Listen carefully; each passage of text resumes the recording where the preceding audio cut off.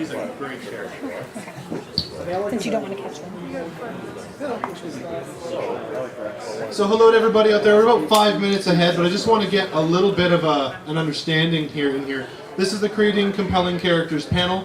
We're able to do this same process for role-playing characters, screenplay characters. If you're into video game creation characters, novels, movies, TV shows, it doesn't matter. The concepts apply to all created genres in which you have characters that you're trying to show to other people.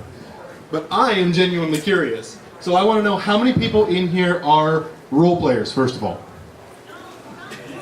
Loud and proud, there you go. How many people are into writing? Oh, many of the same hands going up. How many people prefer to read instead of watching?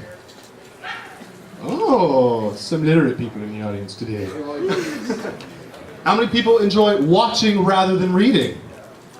Put my hand up. Can I like be neutral for both? There you go. Yes, you can. You can. Now, really quickly, I'm just going to do a quick little test here. I'm going to make a sound effect. It's going to be ding. If I do that sound effect anytime during this entire presentation, I'm going to be looking around for the very first hand I see up at any possible time. They're going to be the person that has to answer my question. So if you're scratching your head by accident and I go ding, boom, you would have to answer my question. So first of all, what's your name? Zach. There you go. Easy! It's a good question. Ding. What is your favorite color? Green. Ding. What is the air speed velocity of an unladen swallow? I don't know. Very good, very good. Monty Python Holy Grail. I wish I had like a jar of candy prizes. Make a note for next time. I'm gonna have a bucket of candy prizes. I'll take your prize. Alright, so we were filled right up to the back there. So some people came at the very end. This is Create Compelling Characters. We're still a couple minutes ahead here. The concepts that I'm going to teach you go through any type of character creation. Whether you're an aspiring writer yourself, whether you're a solid writer already and established, whether or not you really wanted to create that role-playing character that you've always thought of, or in some cases, if you're a GM and you're having a problem with your players, always getting kind of bored of the same repeated cookie cutter, welcome to Corneria, I like swords kind of character, right? So you gotta, I was asked to do this, but I had to actually take a moment to kind of deconstruct it. Because I've been doing it for so long, I just kind of do it naturally. And that's probably the biggest hopeful thing for anybody out there who's a intended content creator. The more you practice, the more it comes naturally. And unfortunately, when you get asked questions by people later on, you have the wonderful opportunity of saying, I just do it, I don't know. So, I think we're pretty close. We can start here. So, first of all, Dice and Stuff. This is a company that we are creating that is specializing in creating, supporting, and producing works of imaginative entertainment. We're starting with Ontario, and we're going to be growing, hopefully, all Canada, states, and eventually worldwide eventually. Right now, we are mostly concentrating on role-playing podcasts. So we have multiple different ones that are out, and they all go by different story arcs, and we have a couple different people. At the panel with me here today, I have, I'm going to use your name on your card, Vesa. She is a major voice actor. She's in every single one of the podcasts. So if you have any questions for us later after about how do I start a podcast or anything like that, we can answer those for you as well. So we will begin with the creating compelling characters. First of all, who is this? Ding! I have no idea. Wait, I don't know. Eternal shame. Okay, put your hands down. We got to do it like in a competition here. Did the wrong noise. Did I? Yeah. What noise am I supposed to do? But Oh, That's it's why we ting. didn't know. Man Shepherd. There you go. Very good. First name. Ding. Jane. Very good. How many people knew the first name? How many people don't think it actually matters? The second people, you are actually correct. Because Jane, or the first character, is irrelevant, and I'll tell you why before I get going. For all of you aspiring video game creators, having a first name is great, but if you'll notice, you're able to change it, but only the first name. Because it gives you a chance to personify with the character in which you are playing. In essence, you are Shepard. And that's one of the best things. BioWare's been doing it ever since Knights of the Old Republic. They've been doing a wonderful job at creating compelling characters. That's why I put her first and foremost. And quite honestly, she's much more sexy than John Shepard. So, first of all, who am I? Well, I have been creating characters now for over 2 decades, 20 plus years. I've got experience in game mastering with role-playing games, actually significantly more experience game mastering than being a player. I find that I'm an okay player, but I have a lot of experience game mastering. You're a terrible player. Yeah, I know. Yeah. I also have a lot of theater and screen acting ability as well. In university, I went through and I did a lot of student films. I did a couple of music videos, that kind of thing. And I've done a lot of theater acting. I don't even remember how many plays I've been in. So I've also done interviews with other writers, some well-established authors, some of them who are just up and coming. I also had a regular series where I was interviewing members of a publishing company. So I do know a little bit of the behind-the-scenes aspects of what to think, how to kind of observe things a little bit more. I also have been dabbling myself in novel and short story writing, submitted a couple short stories and everything, didn't go anywhere, but that's okay. And I've recently started in dabbling in screenplays, and I've had a couple of really good hits of attention from my screenplays that I've been developing. So it's a little bit about me and where I'm coming from. But mostly I want to hear, just really quick, maybe 1 or 2 people, what your experience is in the art of creating a character. Ding! Well, I mean, I've GM'd tons of times. I think it's a lot better, like, you learn a lot quicker when you're GMing, because you have to, like, make up people on the fly. Yep, exactly. How do you do it? Me? I usually have, like, a list of names, and then I just make up a personality along with them. Yep.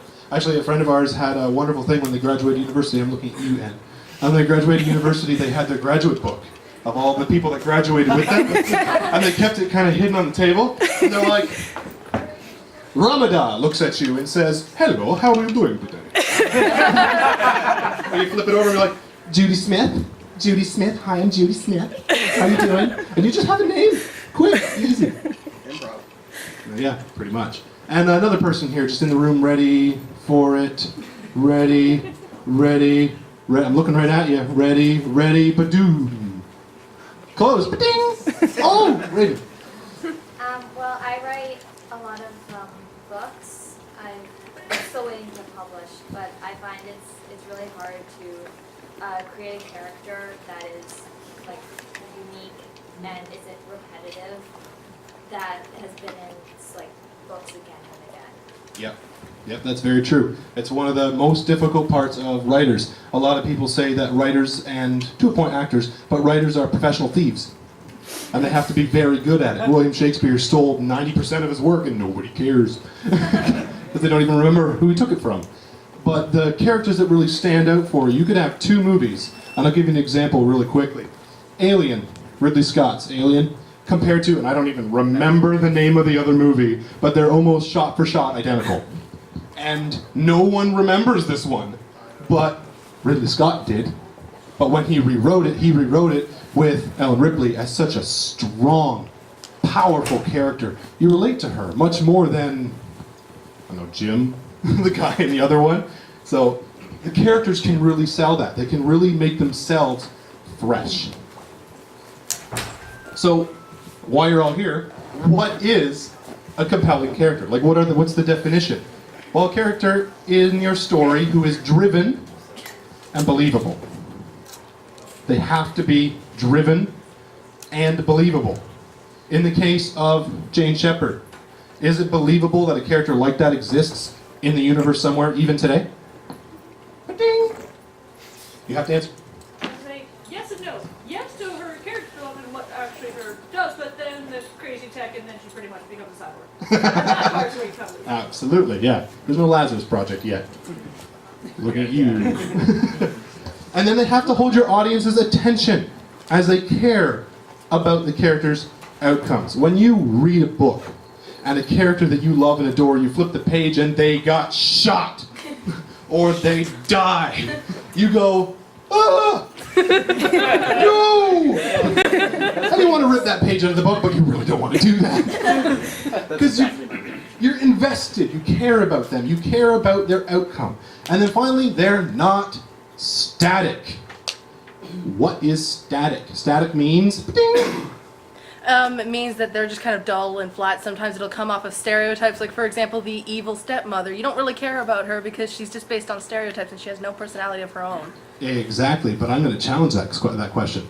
Disney's Cinderella, evil stepmother? Oh, that's a different story. Absolutely, but she's just the evil stepmother, but she is compelling. I mean, And like why? the archetype of, like, Exactly, you yeah. know, evil stepmother. Archetypes, you yeah, know? but they added to her. Yeah. So, question? Well, I think why the evil stepmother works so much is because she does so much to kind of be the opposite of the main character, because everyone's so attached to Cinderella. The fact that there's someone who's so malefic and evil just for the sake of being evil. She's the chaotic villain that the story of Cinderella needed. Exactly. Yeah. And she's not static. And static means having someone that has an in-depth background creation and has conflict. That's how you avoid static characters. You have an in-depth background creation and conflict. Now, there's a lot of stuff we could talk about in conflict, and for this panel, because I only have about an hour, I'm going to be taking like a 5,000-foot view of the complete overview of the situation. But when you look at your notes later, when you think back on the panel later on, I really want you to think more in depth of every single piece that I say, because I can break each of these slides down into an hour in them themselves. So just make sure that when you're going through and you look at it. Yeah? Oh yeah, there are tons of seats up here. I'm not going to bite you unless I go ding. What is your name? Gary. Hi, Gary. I will ask you, those people just coming in, if I make that noise, I will then ask you a question which you have to answer in some form or way. Hopefully truthfully, if you can. If not, well, make a good story. So first of all, we're going to be focusing today mostly on the point that I can bring to you to start you on that way of creating a compelling character, which is in-depth background creation. So that's what we're going to be working on right now. So how do you create a character? Well, it's a simple two-step process. And when I say simple, I mean quote-unquote simple two-step process. The first step is you have to learn what the 4 major types of all characters ever written are. And there are 4. Now remember, I can expand each one of those 4 to like an hour presentation in and of itself. So build yourself more in depth. I'm going to be glossing over the beautiful icing on the cake, and then I'll let you eat the crappy inside of it. Okay? Thank you, sir. You're very welcome. And then step 2, I have a simple guide for you that I'm going to leave up on the screen at the end while we do Q&A for you to copy down. You just fill it out, and when you're done, you'll be amazed at the character that you've created.